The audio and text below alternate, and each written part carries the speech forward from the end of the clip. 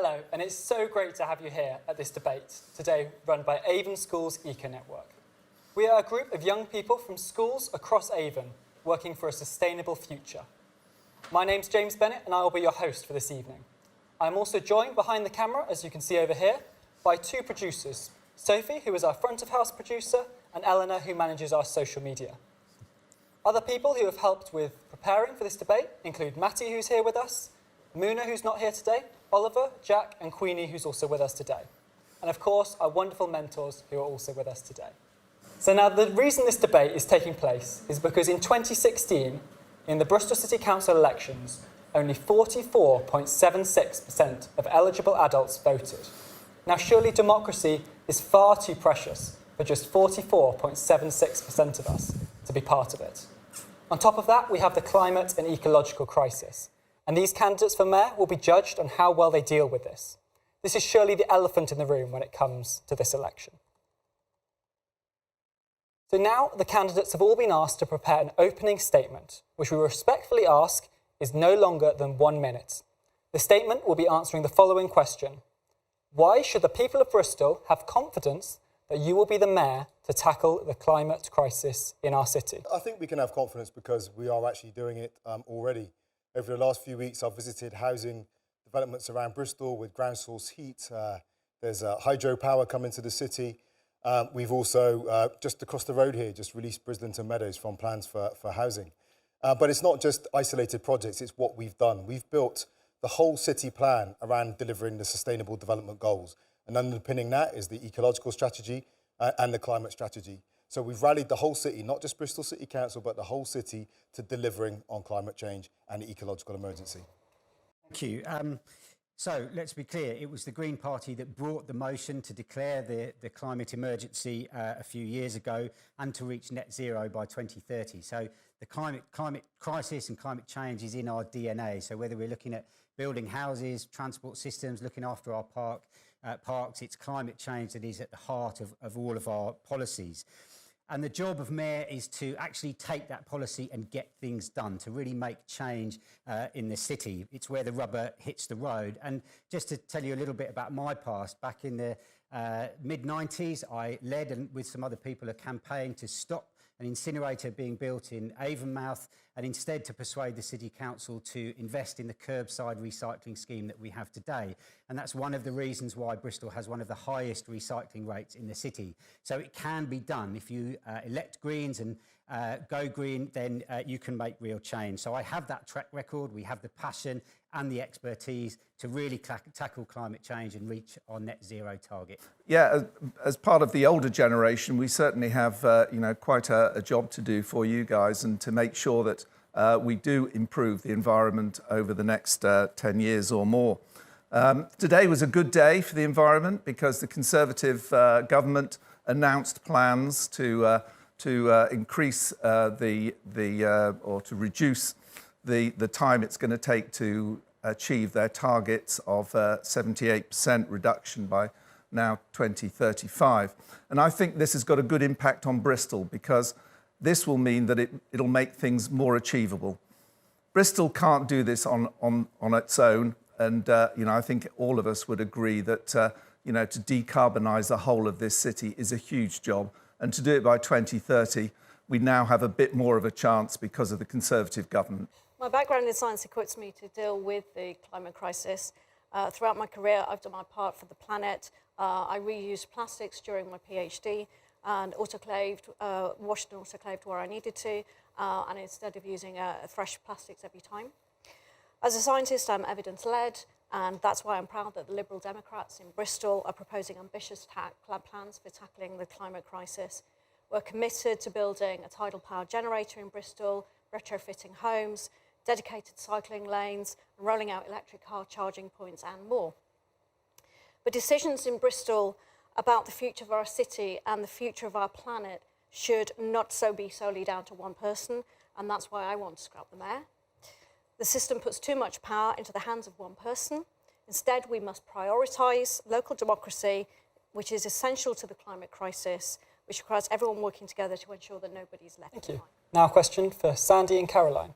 Sandy, what will you do as mayor to make sure that schools are as sustainable as possible and produce the change makers of the future? Thank you. It's a good question. In my past, when I ran the Friends of the Earth office, we went out into schools to talk about environmental issues and raise awareness of those things. I think we need to encourage this. It's you guys who are at the forefront as young people of tackling climate change. We want to hear your voice. So getting your voices out there. One of the key things I would like to do is have a committee for the future. So there is a youth council already. I would like to make sure that those young people get a real say on the big changes that we would want to make in the city to make sure that you have a future to look forward to. Thank you, Sandy. Caroline? Well, firstly, the schools themselves, the buildings themselves need to be sustainable. So we need to make sure new schools are built to the highest possible eco standards and that older schools are retrofitted. If we can add solar panels, that would be great. The schools need to provide secure bicycle parking for students so that students have the option to cycle, e-bike, e-scooter to school. And the main thing is that we want to have a citizens' climate assembly, and I'd want to ensure that we had teenagers on that as well, so that we actually had the views of the young people taken into account. The energy mix refers to the combination of energy sources that make up our energy grid. This can include renewables, such as solar and wind, and also non-renewables, like gas and coal. So now a question for Caroline and Alastair. What will you do as Mayor to make sure the energy mix in Bristol is as clean and affordable as possible, specifically in relation to the rise of electric vehicles, including electric cars, buses, bikes? Alastair, how will you make the grid as clean as possible? I think we are really at a tipping point. That 10 years ago, we used to talk about wind power, and we said, you know, it could be a small proportion of our power mix.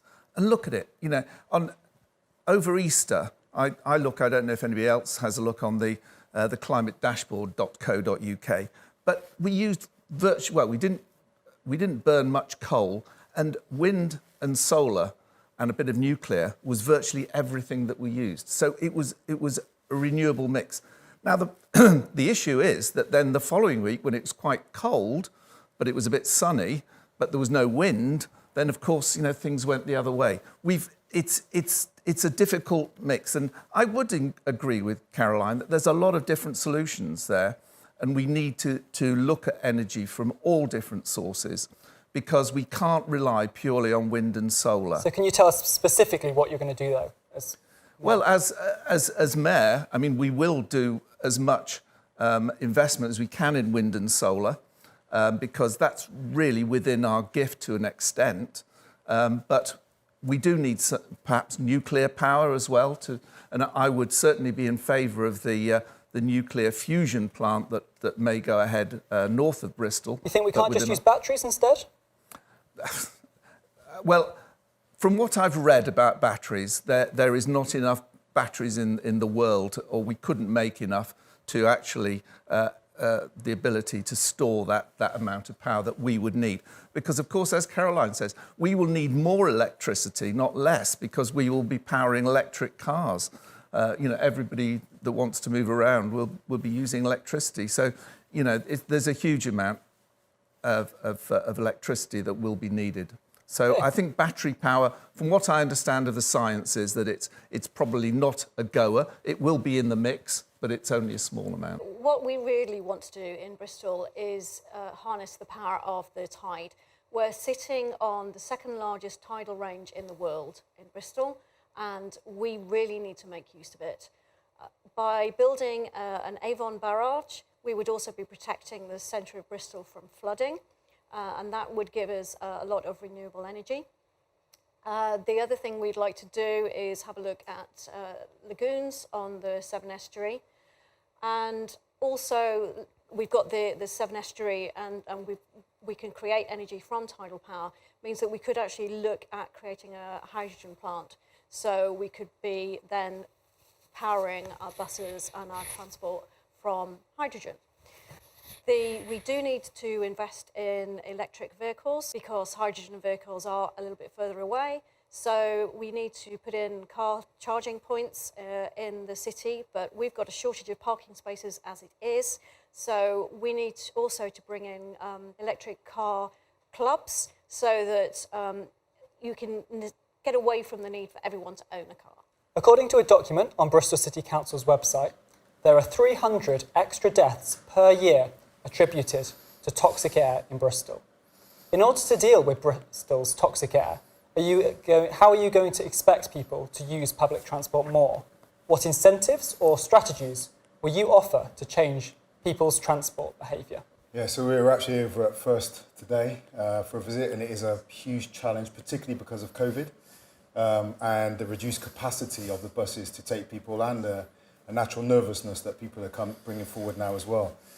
But we continue to I'll go that way. We continue to verbally encourage people to take public transport as we go, and for 16 to 25-year-olds in apprentices and students, we are going to be working on making sure that they get free transport on our buses in the immediate term. But what we also need to bear in mind is that as we're thinking about Bristol's dependency on energy, we're not just planning for a city of 466,000 or so as it is today. Bristol's going to grow by about another 100 or 90 to 100,000 people over the next 25 years. So our plans today have to cope with a bigger city, a larger population, more people moving around. That's why in our whole spatial planning, one is they must be wrapped around delivering the global sustainable development. So thank you. The key is to start with young people. So we will make bus fares half price for all under 21s. I would challenge respectfully the Mayor who's talked about zero or low price bus fares for the last 5 years. There's no financial plan for that. There's nothing that's concrete that actually says how that's going to happen. We will introduce a corporate parking levy, so that's a charge on car parking spaces in big offices that would pay for half price bus fares for young people. I've already talked about repurposing, investment in roads. Potentially the South Bristol Ring Road would be enough to put in a whole new metro bus set of routes similar to the ones that we have now that have already reduced car use by about 19%. Okay, brilliant, thank you. Now a question just for Alastair. Given your party's position nationally, which until recently was in support of a coal mine being opened in the run-up to possibly the most important climate debates in our lifetimes, it wasn't until intense pressure from various activist groups and organisations were applied to the government that the decision to call in the debate to national government was made. So given your party's position, why should we trust you to enable Bristol to deliver a world-leading response to the climate crisis? That was a PR disaster for the Conservative Party, I would say. One thing is that a Mayor of Bristol is somewhat independent from the party. You know, this is meant to be an independent position, so we can take our own decisions here in Bristol, and we don't have to do everything that is. So I'm not saying that we would build a coal mine in Bristol. However, when it comes to that so-called coal mine, it was mining coking coal for the use in steel making. And actually, it would have reduced the carbon footprint of the steel. I'm not, making any excuses that it was an absolute PR disaster because it was a coal mine is being built. But it would actually have been used in coking. Okay, but you could have gone electric. At the moment, you can't make steel without that type of. You can. There's a plant that's happening in America. Well, yes. I mean, but those are experimental and they're no, it's a fully functioning mine. Dr. Caroline Gooch, did you believe we'd be better without a mayor? Because it's not democratic. At the moment, the council don't have any say. The council can make decisions and the mayor can overrule them. And we've seen this happen with the arena. So we have one mayor who decides to build an arena, and the next mayor, because he didn't sign on the dotted line, the next mayor came in and said, no, we're not going to have it there, we're going to have it somewhere else, despite a unanimous vote in the council to build the arena in the centre of the city where everyone in the city could act. Marvin, would you like to respond to that? Well, I think the arena would have been a financial disaster and an environmental disaster for the city. First off, the only way you can have an arena built on that particular site is by borrowing £160 million to build it, and when you haven't dig a hole yet, so it would go up. If we'd have built the arena, we would now be in possession of a £160 million plus building that we couldn't open, and we'd be making our debt repayments on that. We'd also have a venue that we estimate about 75% of customers would be driving in. It's also been impacted by the clean air zone. And to build an arena from scratch, rather than using a repurposed building, we know the numbers now because we've got all the estimates, would have cost about another 20,000 tonnes of CO2. So the carbon capture in the Brabazon hangars actually saves us from an arena that would require the production of tens of thousands of tonnes of concrete and steel and the transport of those products as well. So I think it would have been a financial and an environmental error, to put it mildly, for the city. Sandy, would you like to respond? Yeah, I'd like to respond to that. Because I think what we're trying to do is plan a city for the future, a city where people don't have to drive. So where the arena is likely to be now up in Filton is very similar to Cribbs Causeway. People will drive there. They will have their Wetherspoons pub pint, they will go to their gig and they will drive home. They will not see Bristol or experience Bristol. The local businesses in the city centre that could have benefited from the arena being in the city centre won't benefit. People in the south of the city won't get the jobs that come from would have come from the arena in the city centre. So I think it's a strategic mistake. And if we're talking about climate change, we have to design cities that are easy to move around in a way that doesn't involve the car. And putting it right next to Temple Meads, our biggest transport hub in the city and in the region, that was absolutely the best place for it.